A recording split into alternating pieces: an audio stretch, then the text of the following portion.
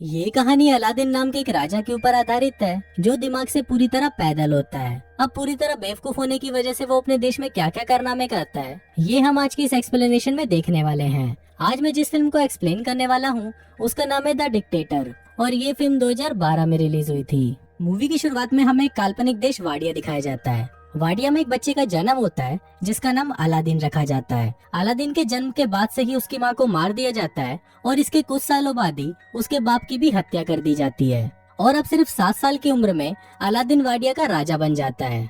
इसके बाद सीन यहीं कट होता है और हम कुछ साल बाद का सीन देखते हैं जहाँ अलादीन अब बड़ा हो चुका है।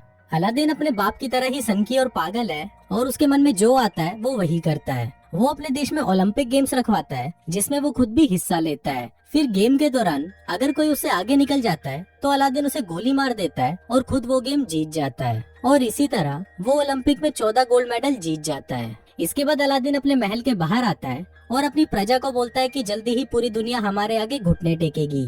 हम जल्दी ही न्यूक्लियर वेपन तैयार कर लेंगे, पर किसी पर हमला करने के लिए नहीं बल्कि शांति बनाए रखने के लिए। और ये बोलते ही वो हंसने लग जाता है। इसके बाद अलादीन अपने न्यूक्लियर रिसर्च सेंटर में जाता है और वहाँ पर वो अपने चाचा तामीर से मिलता है। फिर वो दोनों अंदर जाते हैं और वहाँ अलादीन देखता है कि उसकी मिसाइल बहुत ही छोटी बनी है। अब ये देखकर अलादीन को बहुत गुस्सा आ जाता है और वो अपने साइंटिस्ट नदाल को बुलाने के लिए बोलता है। पर इस पर बाकी के साइंटिस्ट उसे बताते हैं कि जब आप पिछली बार यहाँ पर आए थे तो आपने नदाल को मरवा दिया था। अलादीन को इस बारे में कुछ याद नहीं होता, पर जब वो अपने दिमाग पर जोर डालता है तब उसे याद आता है कि जब वो 2 साल पहले यहाँ पर आया था तो उसने अपने साइंटिस्ट नदाल को मरवा दिया था। अब फिल्म वापस प्रेजेंट में आती है और एक साइंटिस्ट अलादीन को बोलता है कि शायद आप ये बात भूल गए थे, पर इस पर अलादीन हंसते हुए उसे बोलता है कि मैं भूला नहीं था और फिर वो उस साइंटिस्ट को भी मरवा देता है। इसके बाद अलादीन वापस अपने महल में आ जाता है जहाँ पर उसकी सिक्योरिटी में सिर्फ लड़कियाँ होती हैं। दरअसल अलादीन अपनी सिक्योरिटी के लिए सिर्फ लड़कियाँ ही रखता है ताकि बाद में वो उन्हें बचा सके। फिर जब अलादीन अपनी कार से बाहर निकलता है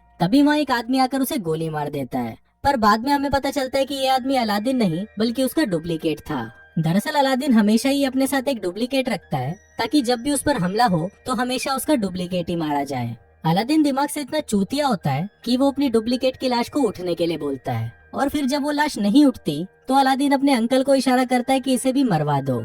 फिर अलादीन के वहाँ से जाते ही उसके चाचा तामीर किसी को फोन करते हैं और उसे बोलते हैं कि अलादीन इस बार भी बच गया और अब हमें उसके जैसे दिखने वाले किसी और को ढूंढना होगा जो हमारा काम कर सके।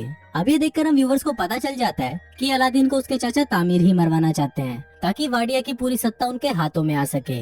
इसके बाद ये लोग अलादीन के हमशक्ल को ढूंढना शुरू करते हैं और उन्हें एक आदमी मिल भी जाता है जो बिल्कुल अलादीन की तरह दिखता था, पर ये आदमी भी अलादीन की तरह ही दिमाग से पैदल होता है। दूसरी तरफ हम अलादीन को देखते हैं जो एक हॉलीवुड एक्ट्रेस मेगन फॉक्स के साथ पलंग तोड़ रहा होता है और पलंग तोड़ने के बाद वो उसके साथ एक फोटो खिंचवाता है और वो उस फोटो को अपनी दीवार पर चिपका देता है। उसी दीवार पर हम और भी कई सारी लड़कियों की फोटोज देखते हैं जिनके साथ अलादीन अब तक पलंग तोड़ चुका है। फिर अगले दिन जब अलादीन वीडियो गेम खेल रहा होता है तभी वहाँ पर उसके चाचा तामीर आते हैं और उसे बोलते हैं कि तुम्हें अमेरिका जाकर अपने परमाणु हथियार बनाने के बारे में उन्हें सफाई देनी होगी और अगर तुमने ऐसा नहीं किया तो वो लोग अपनी फौज को यहाँ बेचकर वाडिया पर कब्जा कर लेंगे।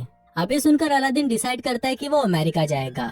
फिर अलादीन अमेरिका आ जाता है और अमेरिका के लोग सड़कों पर उसके खिलाफ नारे लगाते हैं। दरअसल अमेरिका के लोग चाहते थे कि वाडिया में डेमोक्रेसी हो और कोई भी बेवकूफ और पागल राजा उन पर अत्याचार ना करे। इसके बाद अलादीन अपने सिक्योरिटी हेड से मिलता है जिसका नाम क्लेटोन होता है और वो अलादीन को बिल्कुल भी पसंद नहीं करता था। फिर जब रात को अलादीन अपने होटल में सो रहा होता है तभी वहाँ पर क्लेटोन आता है और वो उसको किडनैप कर लेता है। वो उसे एक टॉर्चर रूम में लेके जाता है और वहाँ पर वो अलादीन को अपने हथियार दिखाता है जिससे वो उसे टॉर्चर करने वाला है, पर अलादीन उसके हथियारों का मजाक उड़ाने लगता है जिससे गुस्सा होकर क्लेटोन उसकी दाढ़ी काट देता है। फिर वो उसकी दाढ़ी को जला देता है पर दाढ़ी पर लगी आग से वो खुद भी जल जाता है।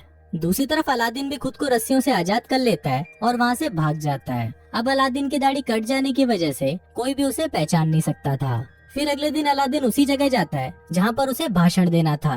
तभी वो वहाँ पर देखता है कि उसका हमशक्ल उसके चाचा तामीर के साथ वहाँ पर भाषण देने के लिए जा रहा है और अब अलादीन ये सब देखकर समझ जाता है कि ये सारा खेल उसके चाचा तामीर का है। अब अलादीन को बहुत ज्यादा गुस्सा आ जाता है और वो रेलिंग तोड़कर अंदर जाने की कोशिश करता है, पर तभी सिक्योरिटी उस पर हमला कर देती है और वो नीचे गिर जाता है। तभी वहाँ पर जोई नाम की एक लड़की आती है और वो उसे स्कूटी पर बिठाकर वहाँ से ले जाती है। इसके बाद जोई उसे अपनी दुकान पर लेके जाती है जहाँ पर वो काम करती थी।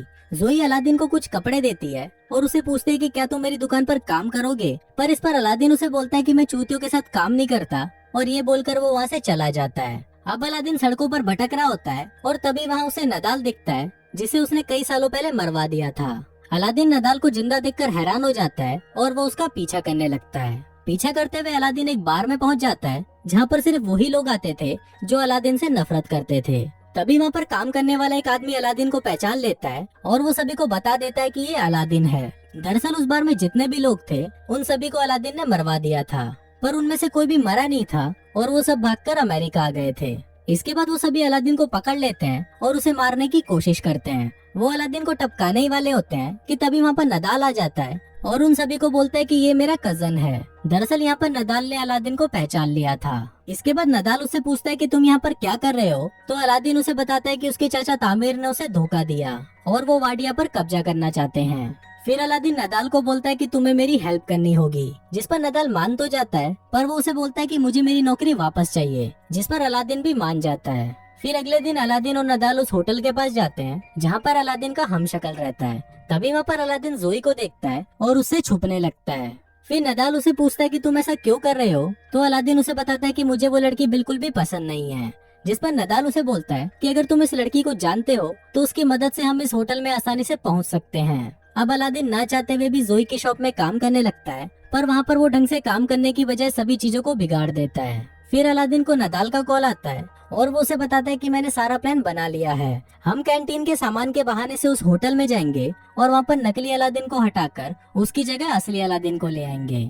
अब अलादीन को ये प्लान अच्छा लगता है और इसके साथ साथ उसे धीरे धीरे जोई भी पसंद आने लगती है, जिसकी वजह से अब वो शॉप में अच्छे से काम करने लग जाता है और वो उसकी शॉप का पूरा नक्शा ही बदल देता है। फिर एक दिन शॉप में एक औरत को लेबर पेन होने लगता है और उस समय इतना वक्त नहीं था कि उसे हॉस्पिटल ले जाया जा सके। अब अलादीन को पता नहीं होता कि डिलीवरी कैसे करवाई जाती है, पर फिर भी वो उस औरत की सक्सेसफुल डिलीवरी करवा देता है। अब ये देखकर जोई भी अलादीन से इम्प्रेस हो जाती है और उसे उससे प्यार हो जाता है। फिर जोई अलादीन को बोलती है कि वो अपनी पूरी जिंदगी उसके साथ बिताना चाहती है, पर इससे पहले अलादीन उसे बोलता है कि मैं तुम्हें कुछ बताना चाहता हूँ, और फिर वो जोई को अपनी सच्चाई बता देता है। अब सब कुछ सच जानने के बाद जोई उससे बहुत गुस्सा हो जाती है और वो उसे वहाँ से जाने के लिए बोलती है।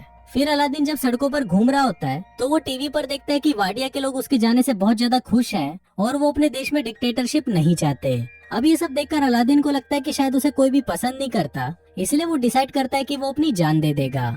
फिर वो एक पुल से कूदकर अपनी जान देने ही वाला होता है कि तभी वहाँ पर नदाल आ जाता है और उसे समझाने लगता है। अब अलादीन भी नदाल की बात को मान जाता है और वो अपने मरने का प्लान कैंसिल कर देता है। फिर अगले दिन अलादीन नदाल के साथ मिलकर बहुत ही मुश्किल से उस होटल के कमरे में चला जाता है और वहाँ पर वो नकली अलादीन को भगाकर खुद उसकी जगह ले लेता है। इसके बाद अलादीन उस मंच पर जाता है जहाँ पर आज वाडिया का नया संविधान पढ़ा जाना है। इसी दौरान अलादीन उस पेपर को फाड़ देता है जिसमें लिखा था कि वाडिया में अब डेमोक्रेसी चलेगी। फिर अलादीन ये बोलने ही वाला होता है कि वाडिया में हमेशा डिक्टेटरशिप चलेगी, पर तभी वहाँ पर जोई आ जाती है और उसको देखते ही अलादीन अपना मन बदल देता है और वो ऐलान करता है कि वाडिया में अब डिक्टेटरशिप नहीं होगी बल्कि वहाँ पर सिर्फ डेमोक्रेसी होगी।